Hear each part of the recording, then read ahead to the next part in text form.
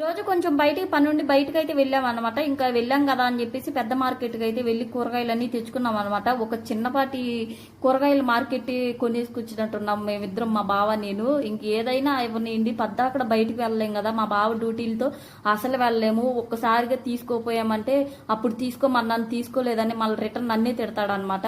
ఇంకా లోపల ఉన్న పాత ఐటమ్స్ అన్ని తీసేసి బయట సర్దేసి మిగతాయి కొత్తవి అన్ని 8 కవర్లో వాటి లేసి ప్యాక్ అయితే చేసేసాను. కొంచెం ముగ్గిన టమోటాలు కింద, కొంచెం ముగ్గిన టమోటాలు అలా అలా సెట్ చేసుకుంటాను అనమాట. నాకు ఎలా ఈలుంటే అలా సెట్ చేసేసుకుంటాను. ఇంకా ఈ ఫ్రిడ్జ్ చూస్తే ఇక మొత్తం కూరగాయలతోనే నిండిపోయింది. ఇంకా వెల్లుల్లి అవన్నీ తెచ్చుకున్నాము. మనం తీసుకొచ్చిన కూరగాయలు అలా పెట్టామంటే ఏదో ఒక డస్ట్ అనేది ఉంటానే ఉంటుంది. ఇలా నీట్గా క్లీన్ చేసుకుని పెట్టుకుంటే కొంచెంలో కొంచెం అన్నా నీట్గా ఉంటుంది.